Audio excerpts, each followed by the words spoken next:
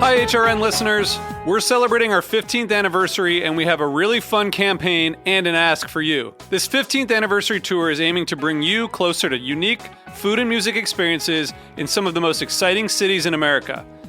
All the while, we're raising funds to support our work empowering the next generation of food systems storytellers through our fellowship programs. Here's how it works. Donate to HRN and be entered into a raffle in the city of your choice to win a dinner for two at a noteworthy restaurant and tickets for two to a concert at a prominent local venue. We have incredible partners in New York, Los Angeles, Philadelphia, Nashville, Las Vegas, Charleston, Asheville, and Ardmore, Pennsylvania, who have donated a meal for two and two tickets to a concert of the winner's choice. And all donations help fund our fellowship programs, where we're helping to build essential workforce readiness skills and food system storytelling skills. Check out heritageradionetwork.org/15 to donate and enter to win today. That's heritageradionetwork.org/15. Thank you. This episode is brought to you by Eat Okra, your guide to Black-owned restaurants. Download the Eat Okra app on your smartphone today.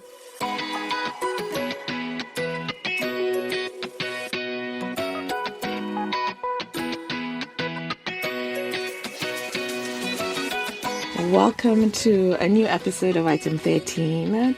Today I'm thrilled to have Rachel Laryea on the show for a variety of reasons, but one, and this is not to say that I don't love Rachel, but I really love the topic we're going to be talking about. Love plantains. I've always loved plantains, and in my travels around the world, I'm just always baffled by, one, people who have not heard of plantains, or two, just don't like it. Even Ghanaians that don't like plantains. I'm like, what in the world? Anyway, so first, welcome to the show, Rachel. Really thrilled to have you on. Thank you so much for having me. Want to start first by learning a little bit about you. So who is Rachel? What do you want to tell us about yourself? Yeah, sure. Absolutely. So, I am Ghanaian. Even though I was born in the States, my parents were born in Ghana and migrated here. And so definitely come from and grew up with a very kind of strong Ghanaian upbringing, cultural upbringing. And so that really was important to me. And as we continue to have this conversation, you'll see how it kind of like shaped my trajectory in a number of different ways. But that aside, currently I am a dual Ph.D. candidate at Yale University, where I study Black capitalists in the transatlantic financial industry.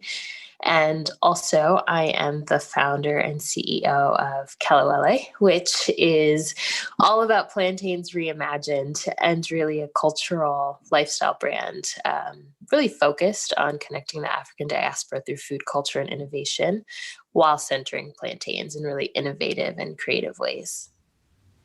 Cool. So there's a few things I want to unpack in there as you talk about it. One, on your PhD.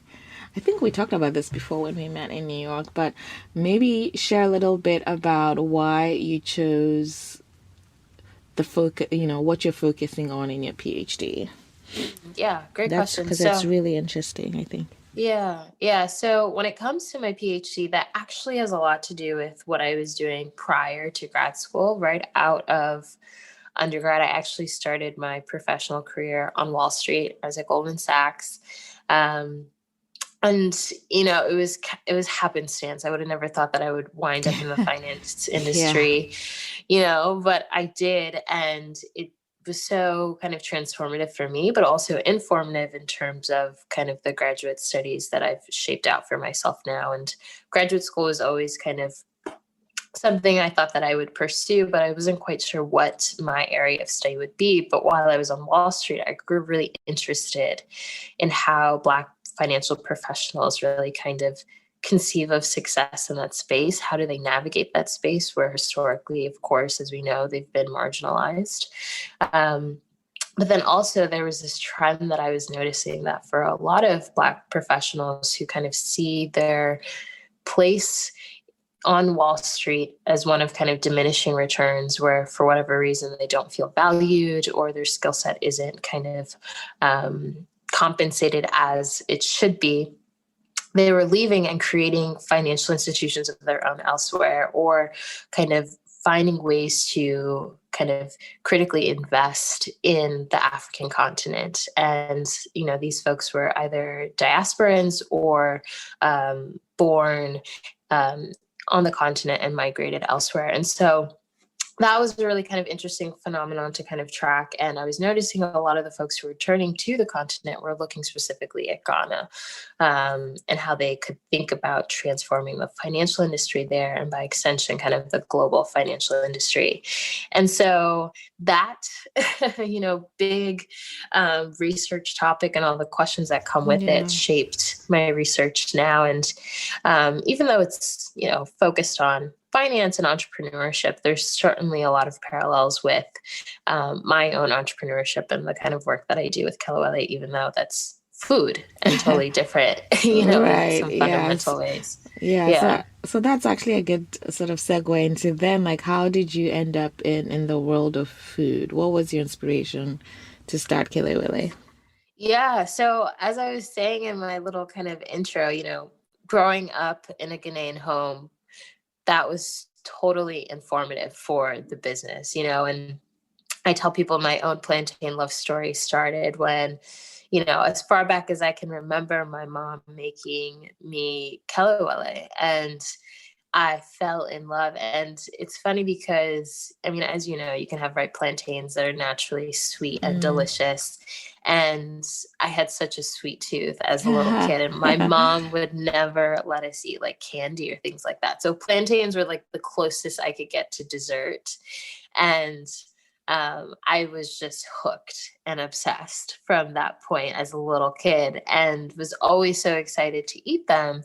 And over time, plantains just grew to have different levels of importance in my life. And, so it started as a kid loving them. And then I got older, I was an undergrad at NYU, and a broke, undergrad at that. And like, plantains are super affordable. I get them for $2 for $1, $4 for $1 sometimes. So it was like always something I could rely on as like a easy, affordable budget item for groceries any week.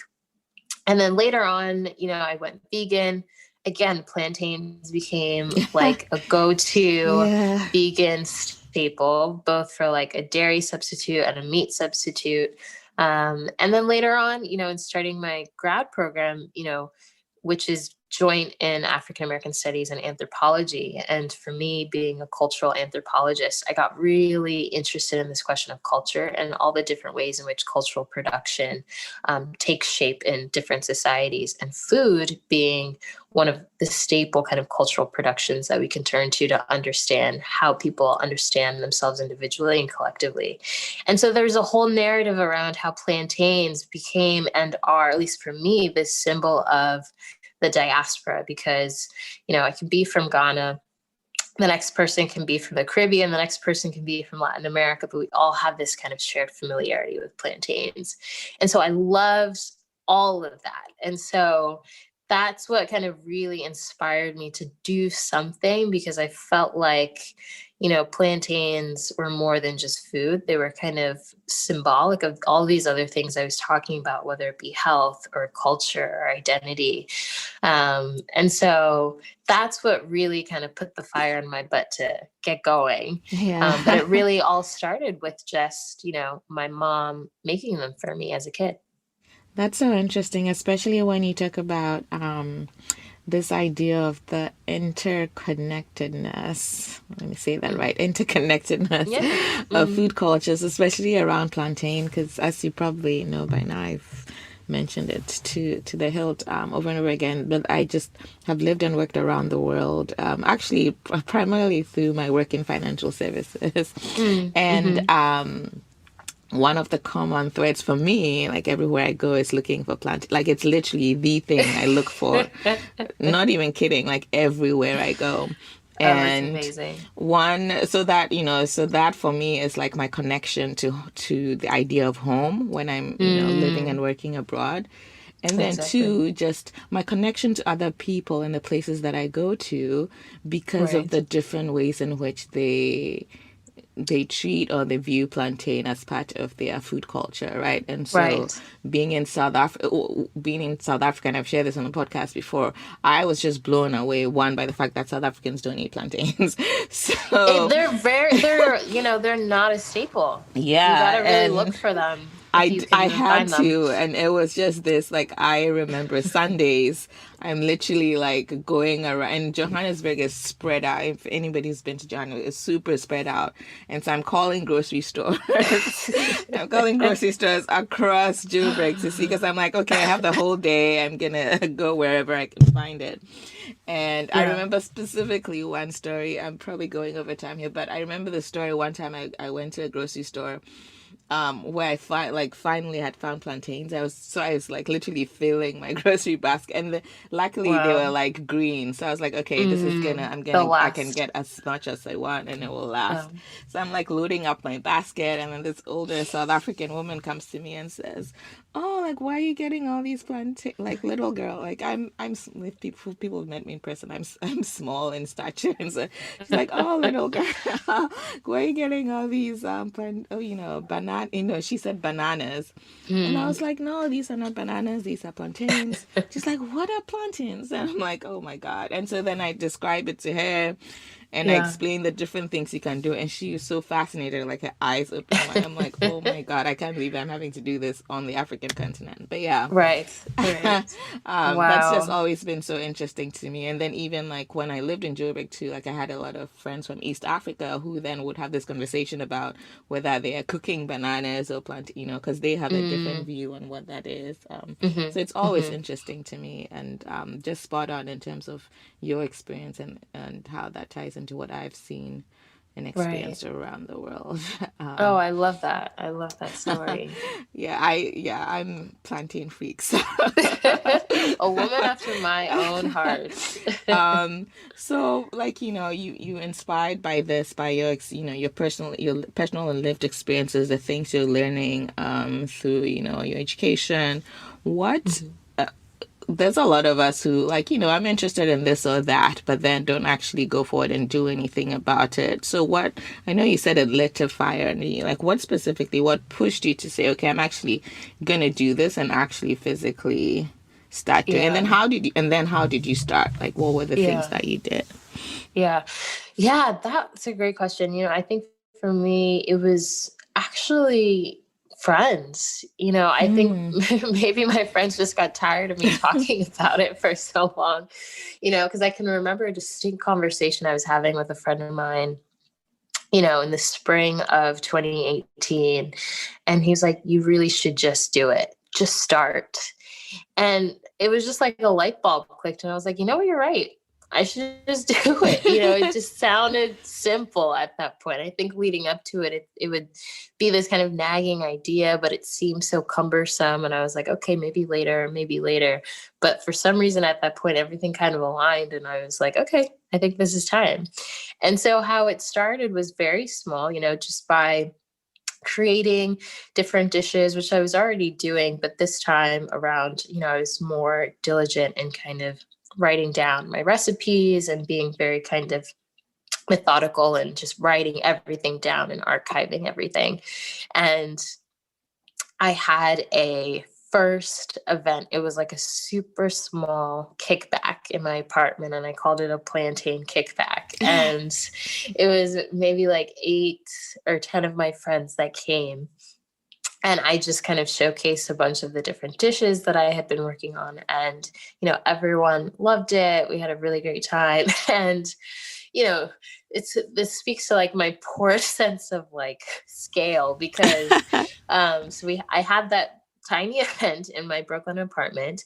And then from there, I decided, you know what, I should sign up for a festival. In New York City, we have all these different Yeah. festivals. Mm-hmm.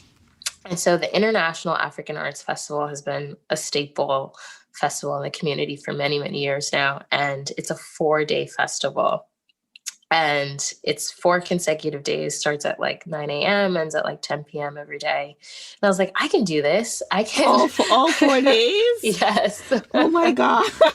Exactly. I was not properly thinking through logistically, operationally, how to make that happen. But I was like, just off of such good energy from the kickback, I was like, okay, I can do this, And so it was the most incredible learning curve, for such a short period of time. But it was awesome. And I think it was a great way actually to kind of get started and just dive deep end and get going. But then from there, continue to do festivals, different pop-ups, was really hit the ground running by doing that. And then we expanded slowly but surely. But yeah, that's how it got started. It was really just a conversation.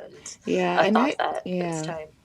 That's great. And I think I actually didn't, when you said just do it, it's actually, I was interviewed on a podcast a couple of weeks ago where someone asked me the same question. And I thought, like, I don't even know.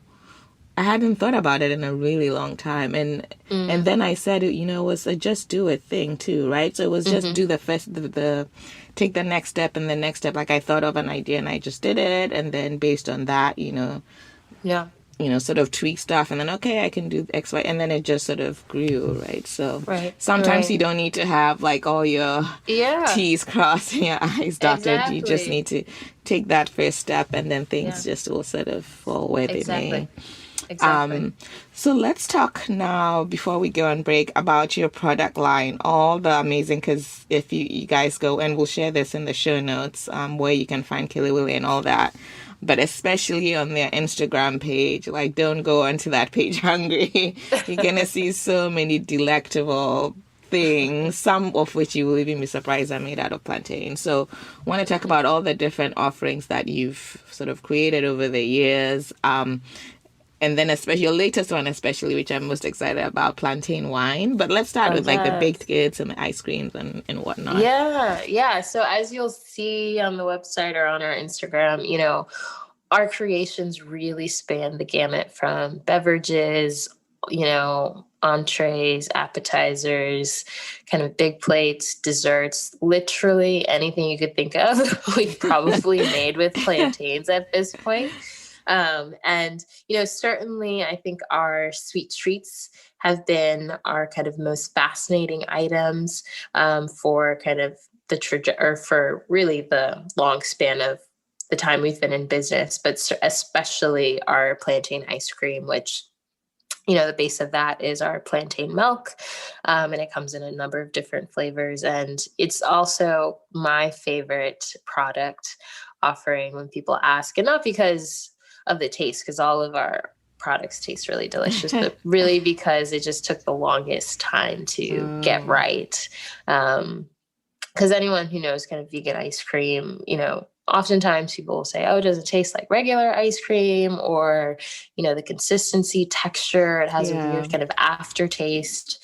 And so all those reasons, it was really important for me to kind of get it to a really good place. Because I think vegan food is still on the come up, and I think that you do vegan food really well when people are able to eat it and not even know that it's vegan, because oftentimes people come with their own kind of thoughts and ideas about what vegan food is going to be like.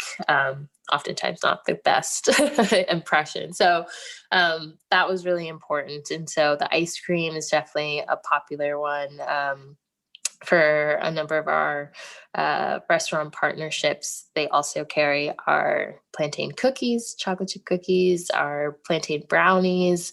So people really love those. And then, of course, when it comes to like kind of bigger catering items, people also really love like our plantain lasagna, our burgers.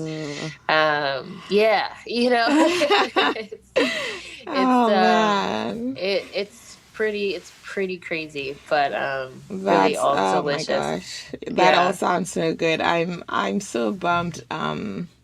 Next time you're going to Ghana, we should coordinate, because I would love to have you do a pop-up situation in our restaurant space, because even awesome. Just now thinking about it not just in terms, I can think there's so many facets, and we should probably discuss it offline, but I think I can think about it just in terms of one, the vegan piece, in terms of educating people about maybe not necessarily going full vegan for the super traditional Ghanaian, but like eating less meat, I think, for especially in our Right. in Ghana is that's a whole other Yeah. discussion. But then also sort of the work you do and how that ties into food cultures and all of that stuff with plantain, I think would be fantastic.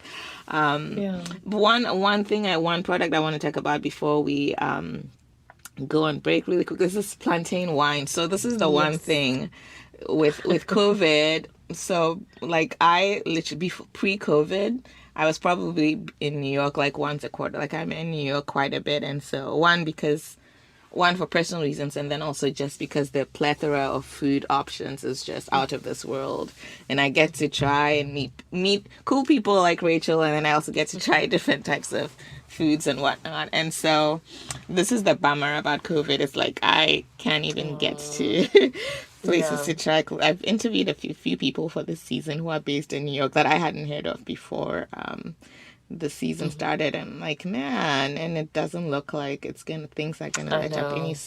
anytime soon. But here we are. Okay, plantain wine. Like I'm also a big fan of wine. And so when Yes. I first saw plantain wine, I was like, oh my God. Yeah, and What it's funny because I was thinking because we had all of our kind of, actual food items. We weren't really thinking about beverages until we then created our plantain peel tea. And that's what kind of put us on this whole journey of the bevs. And I was like, oh goodness, someone had mentioned to me in South Africa, they have banana beer that you can have. And I was like, oh, that's a really interesting concept. Let me tuck that one away and then think about later how I can create like a plantain beer. And so that's what started the journey. So now we have our plantain beer, plantain cider, and our plantain wine. And so it's just so kind of funky, crazy. I can't even believe it sometimes that I'm spending my days like figuring out how to make, these things with plantains. But yeah, it's been a really good reception. I actually took the plantain wine to Ghana this year and got to vend it at a couple of places, and people were able to order. One of the places we did the Afrochella block party, which was a lot of fun, and got to kind of share it with folks out there. And it's similar to palm wine, actually, Oh, if you're really? familiar. And so it gives that same kind of like feeling when you drink it, but of course you get a very kind of strong plantain flavor rather than the palm. I'm Yeah. excited to try it soon. Yes. Yes. I think you answered this already, but let me maybe if I phrase it this way, what product like are you either most proud of or excited to see people react to? Yeah, I mean, I think it would still be the plantain ice cream. I mean, even though I think the beverages have been like definitely piquing people's interest.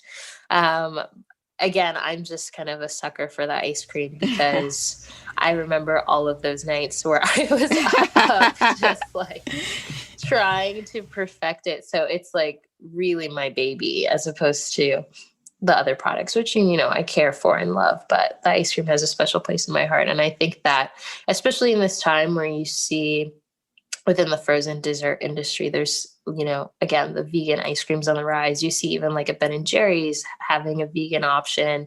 And oftentimes these nice creams, I should say, are based with like coconut milk or almond milk and different things. I think for us to be able to produce a product made from plantain milk and then have all these different flavors that are, more mainstream, but then also kind of really interesting flavors that play on our roots being African and the different kind of ingredients and flavors that we enjoy there, I think is really incredible. And so I'm excited a long term for really the reception of how people receive it. Yeah. Cool. All right, so we'll take a quick break now, and then when we come back, we'll talk more about the business of Kelewele and some other aspects of the brand we haven't touched on quite yet.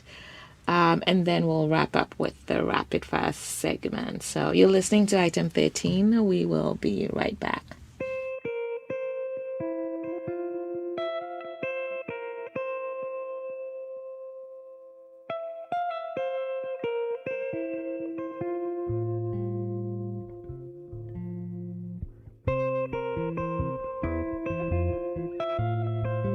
This episode is brought to you by Eat Okra, your guide to Black-owned restaurants. If you'd like to support local Black-owned businesses, or maybe just find a new favorite place to eat, download the Eat Okra app now. Fill your home pantry with some great Black-owned products by shopping in their new marketplace. Available on the app soon.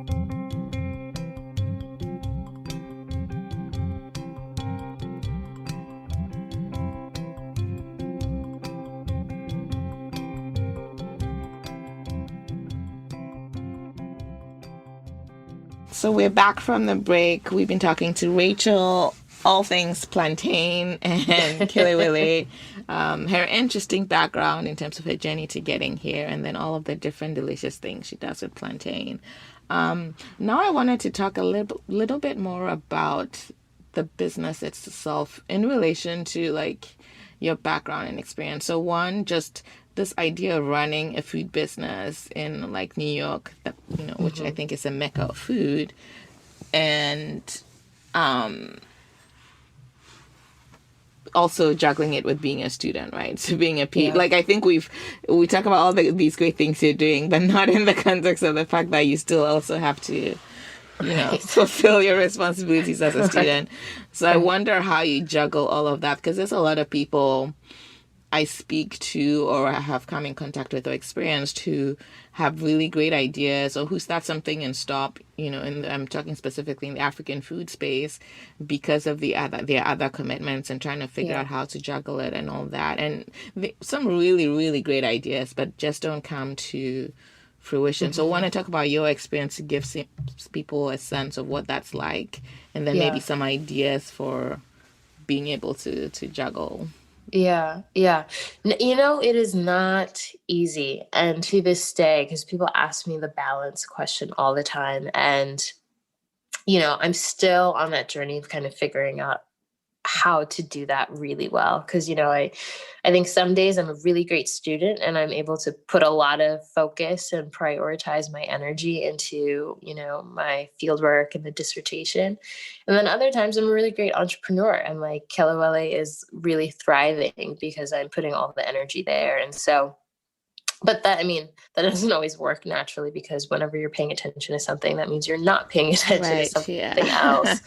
And I think, for now, what's really been helpful is to really grow slowly but surely a team of folks that I really trust, especially when it comes to the business. Of course, the dissertation, that's for me to complete myself. But, for the business, that's something that will definitely require and has required since its inception, a community much larger than myself could ever, conceive of, to really get it up and running and to be successful. And so building a team and whatever, pieces of work that I can't do myself and really getting folks that I trust to help in doing that has made all of the difference in terms of just keeping the business going, from a bare bones perspective. And so that's been huge. So for when it's like, I only have so much time, but to be able to spread that out and delegate makes a big difference.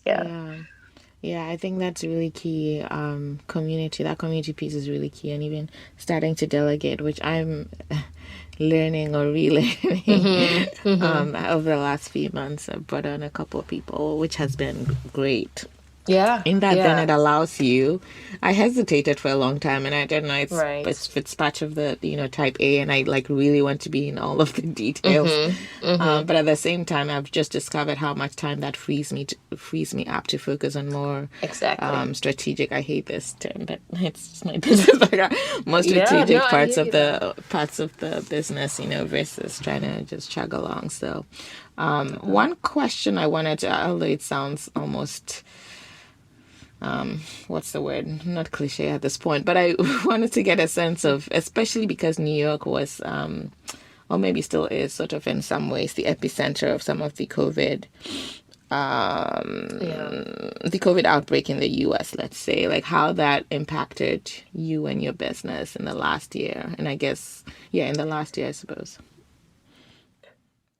Yeah, its impact was devastating in a lot of ways. I think for us, especially because we lead with the ice cream. Festivals are really important for our business because the spring and summer months are where we're able to really capture the most amount of revenue. And so, of course, naturally, all of those festivals were canceled. And so we took a big hit that last year, and we suspect to do the same this year, just given kind of where things are right now. But I think in that kind of stillness of everything just being put on pause and stopping, it gave us time to really pay attention to the things that we had been neglecting when it came from even just like a branding and marketing perspective, and just getting our house in order. Because I think when you're just so focused sometimes on the product, getting it out there, going to different events, sometimes you're not doing as much as you can to kind of fine tune the narrative to make sure people are really having good understanding of what it is you're selling in the first place and why it matters.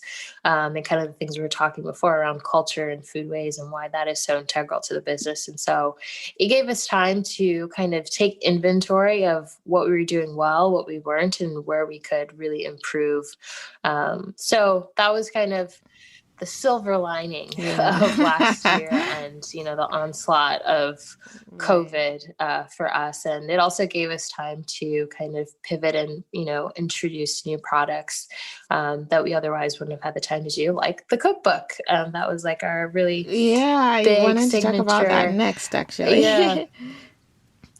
Yeah, no, it was a great segue to that because, it really was at the, in the crux of COVID. We were like, oh, this is something that we'd been thinking about. And of course, we've been documenting all of our recipes since we've started. And so we felt this was a really great time to kind of share more than just the recipes, but the stories and the kind of, the character of Kelewele in the written form. So that was really exciting for us to be able to do. Yeah, I really wanted to touch on that because especially in the format in which you did, because I thought, one, it's a beautiful book, and again, it's one of those things we'll link to so people can get it. I got it on Amazon. So I think it's on Amazon. That's where I think I got it. Yeah, so it's easy to get on Amazon.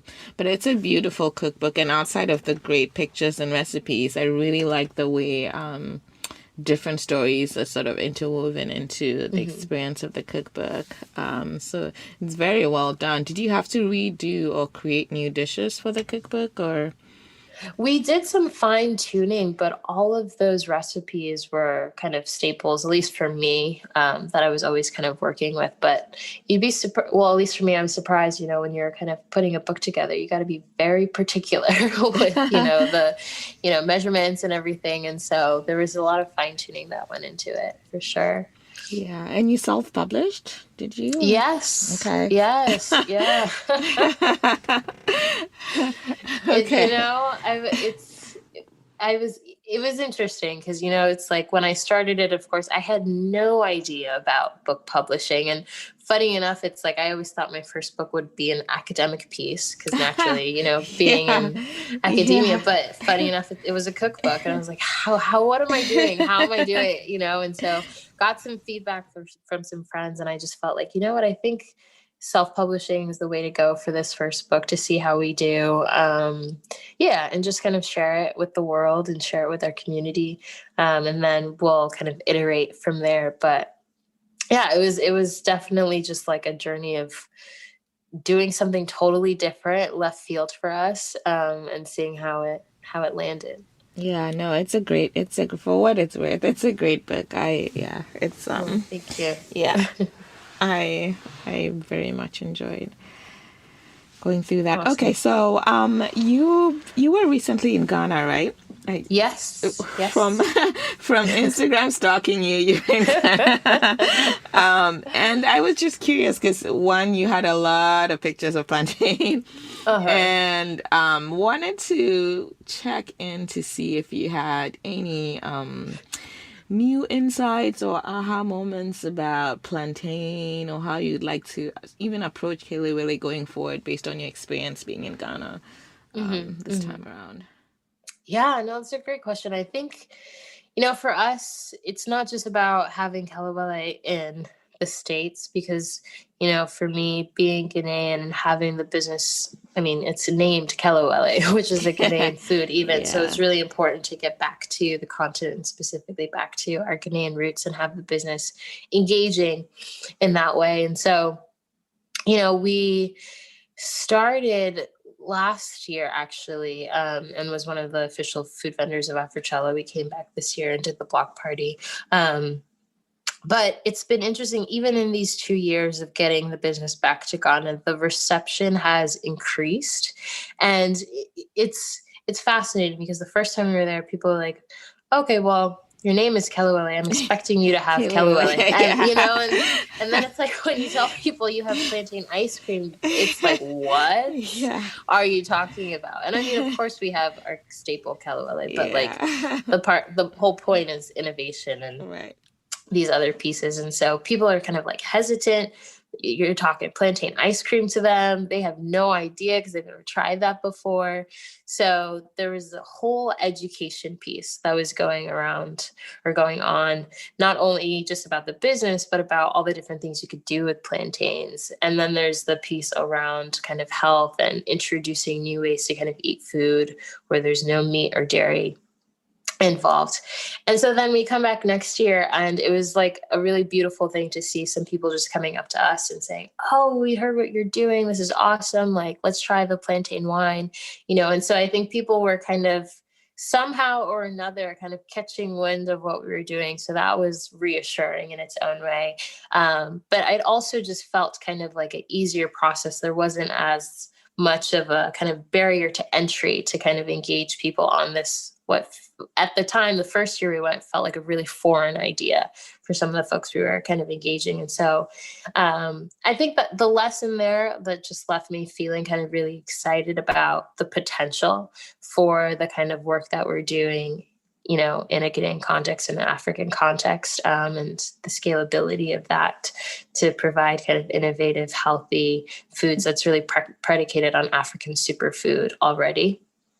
And so that was exciting. And I'm hoping continues to be a ever growing trend and not just like a random one-off experience. But so that was kind of a big takeaway for me that I really appreciated. Yeah, that's cool. And Ghanaians, even with us trying to, we've had our own challenges in trying to get this restaurant up and running. But one of the things like in the background is just thinking about sort of innovative ways to present like our cuisine. And some of the things we think about is how will it be received, and because Ghanaians can also be very particular about their foods and wanting it in a certain way. So I definitely can recognize that challenge, but I can also see the potential and sort of even the I can't think of the word, but just probably when people experience it and get they sort of almost now realizing, oh my gosh, like this is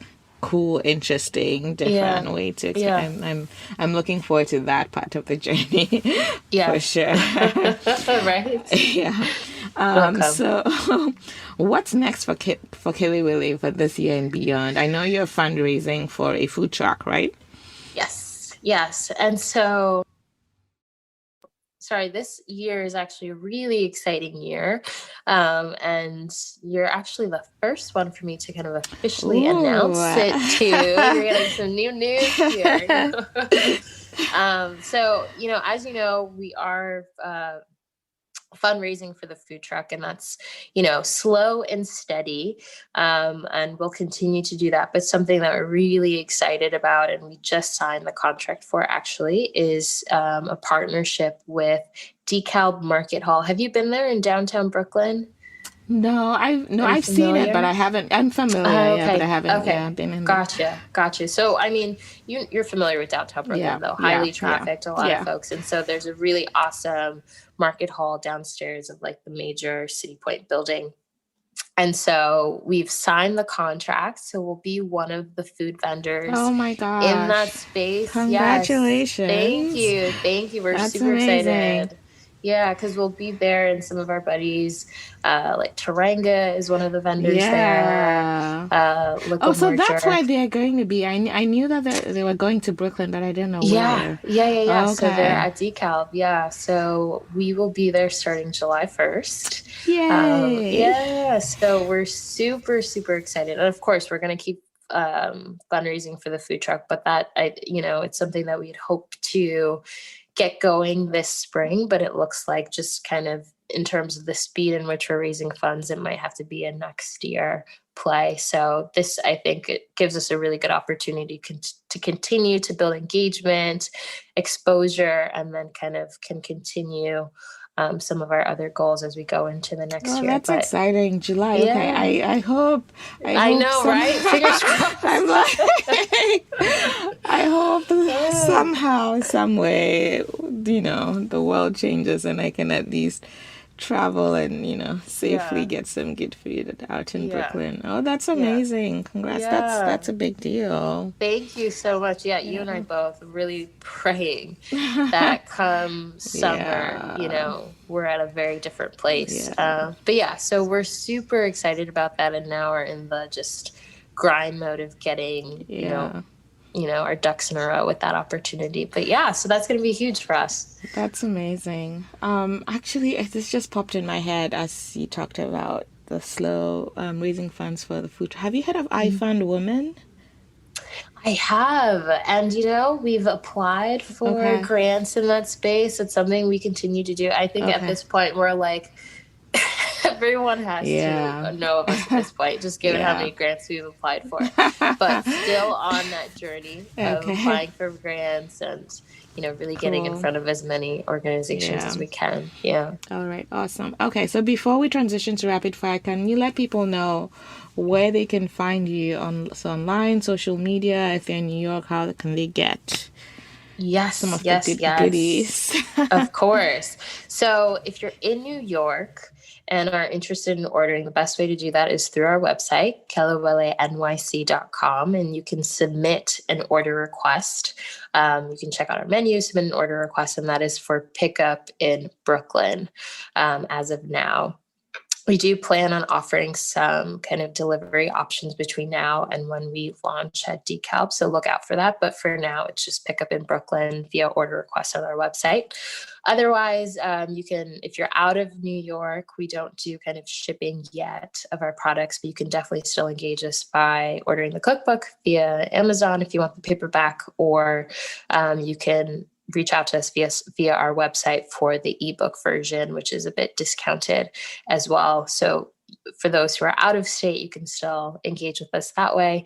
And then also, of course, just kind of following and sharing our Instagram page. That's been a huge kind of way for us to kind of engage community, and we've really loved that. So definitely follow and share on Instagram to kind of keep up with what we're doing, because we're pretty good about posting and sharing where we're at and what we're up to. Cool. Awesome. All right. Yeah. So now we'll do a rapid fire segment. Okay, Quickly. cool. Easy questions. So the first one is breakfast or dinner? Dinner. Would you But like breakfast for dinner. I'm a breakfast food person, so I can eat Yeah. breakfast food any time of the day Exactly. for sure. Would you rather have more money or more free time? More free time. Ooh, that's a good question. Yeah, more free time. I'm free going to time. keep my answer. Yes. Okay. This one was especially for you. Fried plantain or kelewele? Because people think it's the same thing and it's not. And it's not. It is not at all. Oh my goodness. I get so annoyed. Yeah, me too. I think I'm going to say fried plantain, because I can only have so much kelewele at one Yeah. sitting. Fried plantain, I can just kick it back like Yeah. nonstop. So yeah, I would do fried plantain. Okay. And then complete the sentence. This year I'm going to eat more. Kale. No. Really? It's true. It's true. I was just thinking after we talk, I have to go to the grocery store and like buy kale. I need more kale.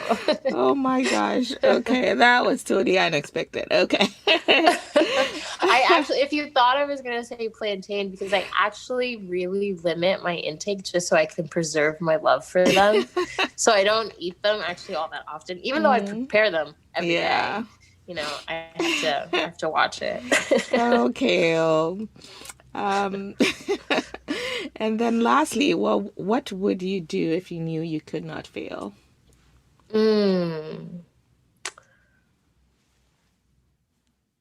Gosh. Well, you know, it's kind of crazy because I feel like I feel like I'm doing it. Doing it, yeah. You know? And yeah, I think that comes with a level of just like belief and faith that, you know, has been definitely hard to muster up, but I'm at a place where I'm like, you know what, we're not going to fail with this. We're going to do it. Between Kelewele and, you know, even the dissertation and kind of the hopes of writing this first book. Yeah. So I would say great. And I think that's a good Oprah calls them aha moment to have for yourself. Yeah, you know, I just had that. Thank you for giving me that moment. Wow. Yeah, because then when you think about it, I got this from Oprah actually. So when you think about it, either whatever your answer is, it should cause you to pause and think. Like if it's yes, you know, that's I'm like, oh my gosh, I'm actually doing. If it's no, then like why not? Like what's you know, what's stopping you or whatever. So anyway, wow, that's me being Oprah for the day. Oh, I love it.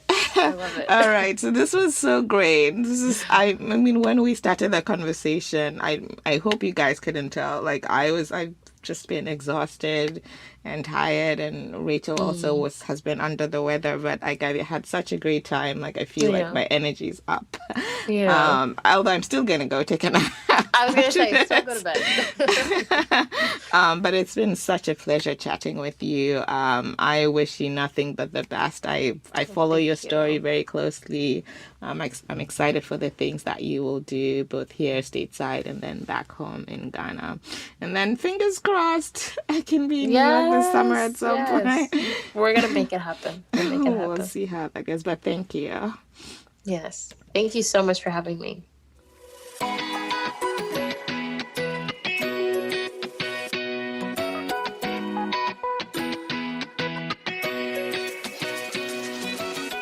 Thank you for listening to Item 13, an African food podcast.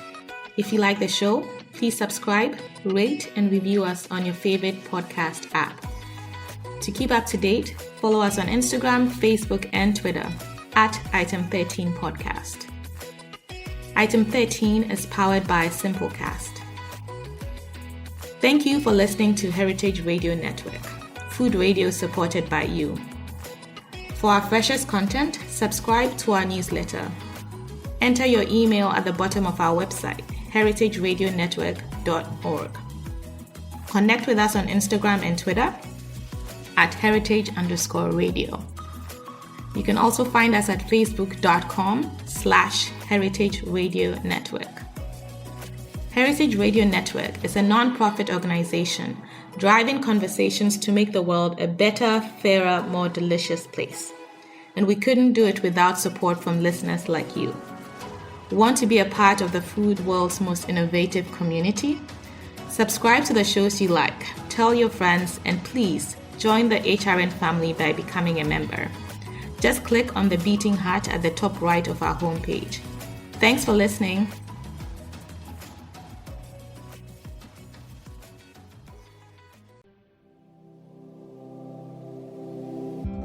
Hey there, I'm Lee Ullman here with some big news from the National Young Farmers Coalition.